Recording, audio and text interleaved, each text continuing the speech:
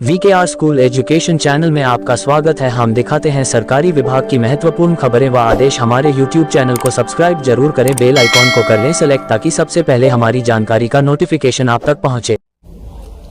आज डॉक्टर मोहन यादव जी मुख्यमंत्री जी की अध्यक्षता में कैबिनेट की बैठक संपन्न हुई है। उसमें इंडस्ट्री और इरिगेशन के क्षेत्र में बड़ी योजनाओं की स्वीकृति हुई है। उसकी डिटेल मैं आपको बताऊंगा। उसके पहले भारत सरकार ने एक बड़ी सौगात दी है मध्य प्रदेश को और हमारे मालवा निमाड़ के इलाके को।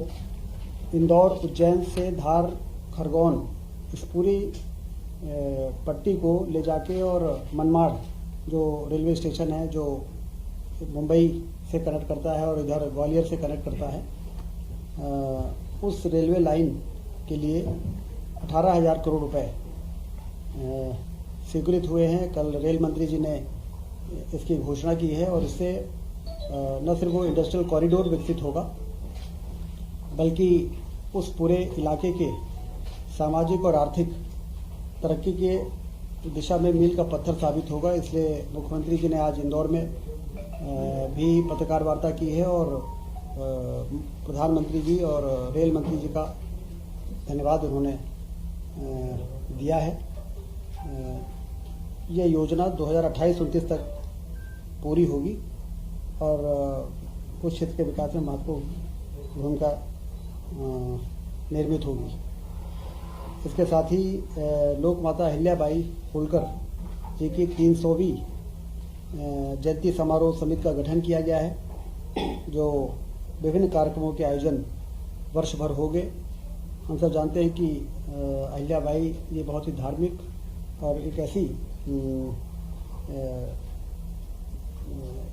रूलर रही हैं जिनके प्रति लोगों की आस्था, उनके विकासशील सोच और धार्मिक आस्था खासतौर से जो उनके अंदर थी, उसके कारण लोगों के मन में एक विशेष सम्मान लोगों के मन में है। इसलिए ये जयंती समारोह समिति का गठन हुआ है। वृंदावन ग्राम योजना हर विकासखंड में, हमारे मध्य प्रदेश में 313 विकासखंड हैं, हर विकासखंड के एक गांव को चयन किया जाएगा और वृंदावन ग्राम का नाम दिया जाएगा। इस ग्राम में दूध उत्पादन को बढ़ावा देकर किसानों की आय को दोगुनी करने का लक्ष्य रहेगा। उद्यानिकी और औषधि पौधों की खेती को बढ़ाने के लिए वहां पर एक आदर्श कार्य शुरू किया जाएगा। गोबर आधारित गतिविधियों को प्रोत्साहित करना, गौशाला की स्थापना करना, समस्त आवासों को सौर ऊर्जा से सूर्य घर बिजली में इसको बदलना, सामुदायिक सार्वजनिक शौचालय की व्यवस्था, खेल मैदान, लघु वनोपजों के संग्रहण और संवर्धन केंद्र की स्थापना करना, श्री अन्न के उत्पादन को बढ़ावा देने आदि कार्य किए जाएंगे। जिससे जो भी ऐसे कार्य हैं जिसको हम नवाचार मानते हैं, वो सारे कार्य जब एक गांव में विकसित होकर तैयार होगा तो फिर उस तरीके से अन्य गांवों के विकास के लिए उस दिशा में आगे बढ़ने का एक उदाहरण के रूप में ये वृंदावन ग्राम स्थापित किए जा रहे हैं। पंचायत एवं ग्रामीण विकास विभाग इस योजना के विस्तृत दिशा निर्देश जारी करेगी। समस्त नगरीय निकायों में गीता भवन की स्थापना होगी। सर्व सुलभ वैचारिक अध्ययन केंद्र के रूप में गीता भवन का उद्देश्य पठन पाठन की रुचि बढ़ाना, पुस्तकों के माध्यम से भारतीय संस्कृति के महत्व को परिचित कराना, प्रतियोगी परीक्षाओं की अध्ययन सामग्री उपलब्ध करवाना एवं धार्मिक सामाजिक कार्यक्रमों के आयोजन के लिए रियायती दर पर स्थान को उपलब्ध कराना, ये इसका उद्देश्य रहेगा। नगरीय प्रशासन एवं आवास विभाग द्वारा इसके दिशा निर्देश जारी होंगे। अभी पिछले दिनों 28 अगस्त को ग्वालियर में रीजनल इन्वेस्टर समिट हुई थी, कॉन्क्लेव, जिसमें 4,000 से अधिक प्रतिभागियों ने हिस्सा लिया और 15 अंतर्राष्ट्रीय प्रतिनिधियों ने हिस्सा लिया। बहुत सफल रही है ये समिट। 400 से अधिक बायर सेलर मीट आयोजित की गई वहां। समिट में 8,000 करोड़ से अधिक के निवेश के प्रस्ताव प्राप्त हुए हैं, जिसमें लगभग 35,000 रोजगार के अवसर सृजित होंगे। सागर एवं रीवा में भी रीजनल इन्वेस्टर समिट शीघ्र ही आयोजित की जाएगी आने वाले महीनों में।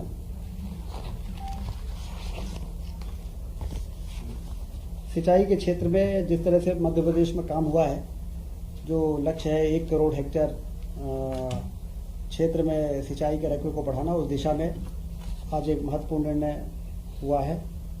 लगभग 4,197 करोड़ की प्रशासकीय स्वीकृति सूक्ष्म सिंचाई परियोजना जावद और नीमच जिले में, जिससे कि 1,08,600 हेक्टेयर की सिंचाई सुनिश्चित होगी। लगभग 2.5 लाख एकड़ स्वीकृत परियोजना से नीमच तहसील में 253 गांव और जावद तहसील के 212 गांव सिंचाई की सुविधा का लाभ प्राप्त कर सकेंगे। परियोजना नाम क्या बताया? ये है जावद नीमच ताप युक्त सूक्ष्म सिंचाई परियोजना। आप सब जानते हैं कि इसमें प्रेशराइज्ड पाइप माइक्रो इरिगेशन से बहुत सफलता मतलब बहुत अच्छे परिणाम मिले हैं मध्य प्रदेश के अंदर। तो उसी प्रेशराइज्ड माइक्रो इरिगेशन स्कीम के अंतर्गत जावद और नीमच की योजना है। औद्योगिक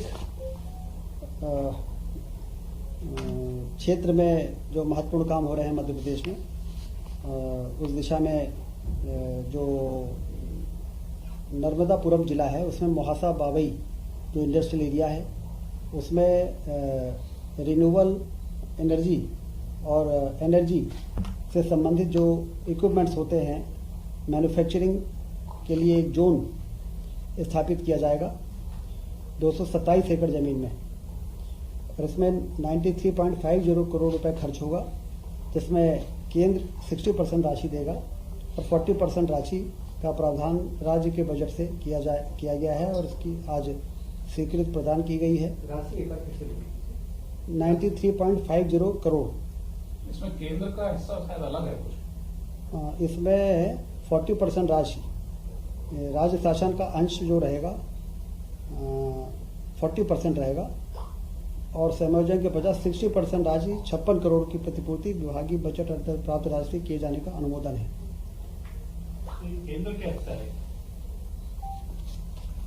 नॉर्मली तो 60-40 है, हमें लगता है कि केंद्र के इसी स्कीम 40 स्टेट का 40 राज्य और 60 केंद्र। पावर एवं renewable energy equipment manufacturing zone में स्थापित होने वाली जो इकाइयां रहेंगी वो लगभग 8 से 10,000 करोड़ का निवेश होगा और 10,000 लोगों को रोजगार के अवसर सृजित होंगे। तो उस दृष्टि से देखा जाए तो ये बड़ा निर्णय आज कैबिनेट ने किया है। फिर मुरैना जिले के सीतापुर इंडस्ट्रियल एरिया में footwear and accessories cluster development park की स्थापना की जाएगी, जिसमें 161.7 एकड़ जमीन में विकास होगा और उस विकास में 111 करोड़ रुपए खर्च होंगे, जिससे कि ये पार्क डेवलप होगा और इसमें कई प्रकार की लेदर की accessories, bags, belt, leather footwear, jacket, garment, इस तरह की कई चीज़ें इसमें बनेगी और इसमें 2300 करोड़ का निवेश होगा। प्लॉट साइज 1 एकड़ से 2 एकड़ रहेगी। रोजगार 3,200 के करीब सृजन होगा। तो इसलिए आज के कैबिनेट में इंडस्ट्री के क्षेत्र में, इरिगेशन के क्षेत्र में और उसके साथ ही जो भारत सरकार ने सौगात दी है रेलवे लाइन की और हमारे भारतीय संस्कृति के संरक्षण और संवर्धन की दिशा में गीता भवन की स्थापना और ये जो हमारा वृंदावन ग्राम है उसकी स्थापना, जिसमें कई प्रकार की योजनाओं को मिलाकर और एक गांव को ऐसा बनाना जिससे कि एक ऐसा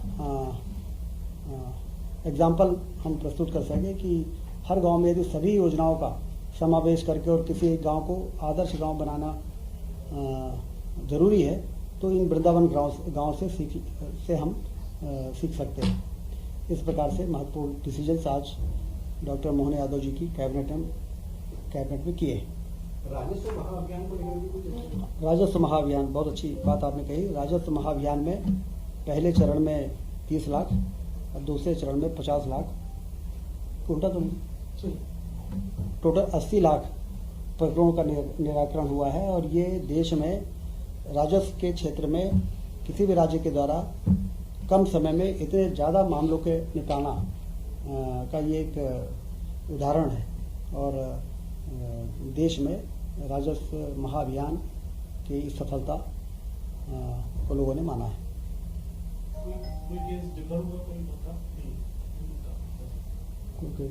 बाकी तो पेंशन और इन सब चीज़ों के रहते हैं। मंत्री अभी जिलों का दौरा कर रहे हैं, वादों को हो रहे हैं, तो इसको लेकर कोई फीडबैक आया है तो कैबिनेट को इसमें ठीक औपचारिक में भी फीडबैक अच्छा आया क्या कि ज़्यादातर लोग इसमें तो पहुंच ही गए थे अपने झंडारोहण वाले कार्यक्रम में। उसके बाद भी लोग गए हैं। और चूँकि अब सदस्यता का अभियान शुरू हो गया है तो इसलिए उससे तालमेल बनाते हुए अपने कार्यक्रम जारी रखेंगे। तो आखिरी सवाल था, ट्रांसफर पॉलिसी को लेकर कुछ अभी इंतजार करना पड़ेगा। सर जिन डिपार्टमेंट्स में